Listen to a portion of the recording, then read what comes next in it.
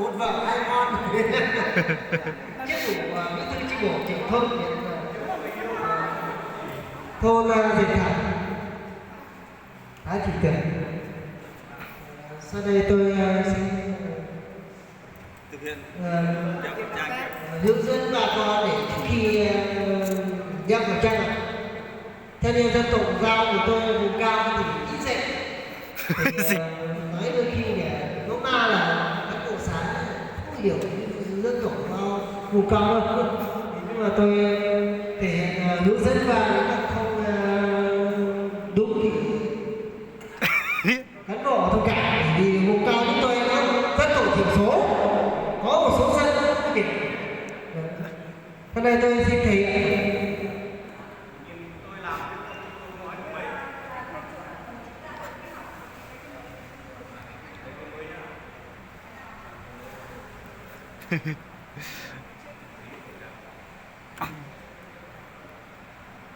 báo cáo giảng viên với các đồng chí làm người phát đạo đây báo cáo với tôi kể lớp học tôi thì đối với cương vị tôi đúng là trưởng thôn, cho nên ví dụ tôi đang đứng trên một họp thì tôi cũng tuyên truyền nhân dân là ví dụ như hôm nay là thôn thì cũng nhân dân là vậy, của thường là bây giờ dạy các con là khẩu trang là bây giờ mưa là mình mưa tặng hay là họ tặng cái gì là trước khi là mình đeo thì cũng phải đeo như thế này.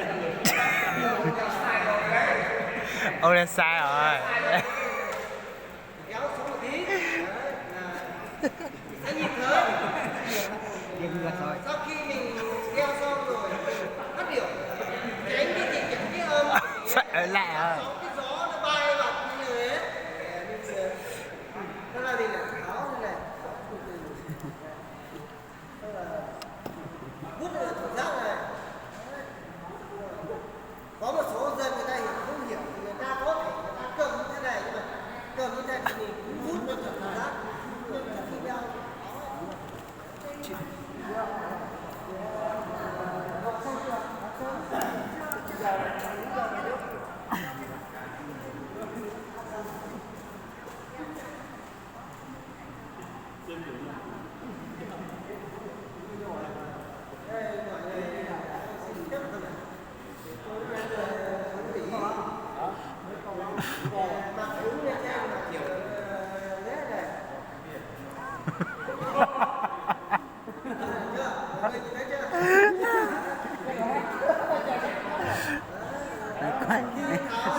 Philip.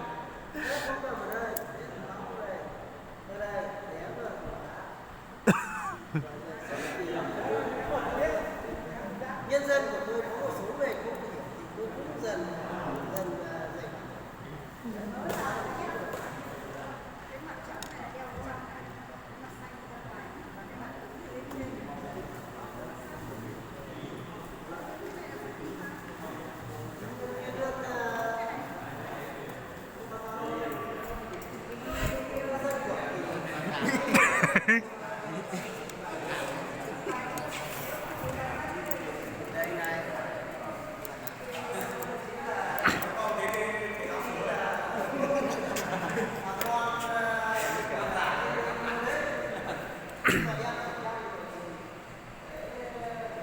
làm sản nữa đấy mà.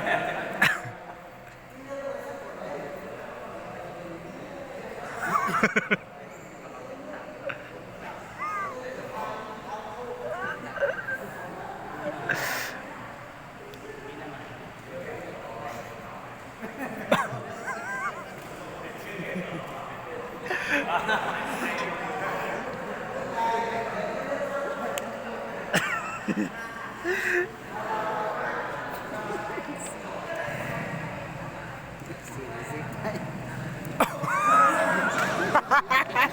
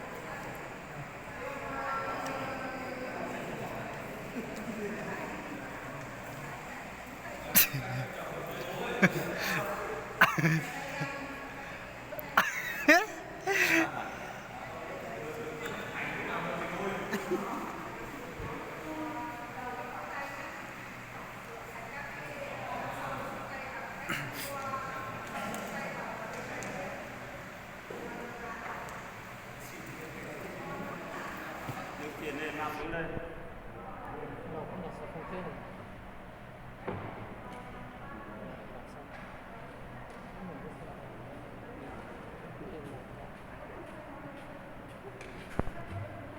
Nhưng mà như đây, mang cái lên đây.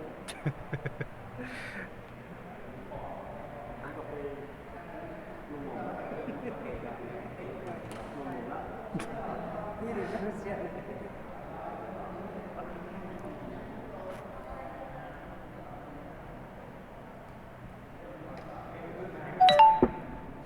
Ông này là như thật đấy.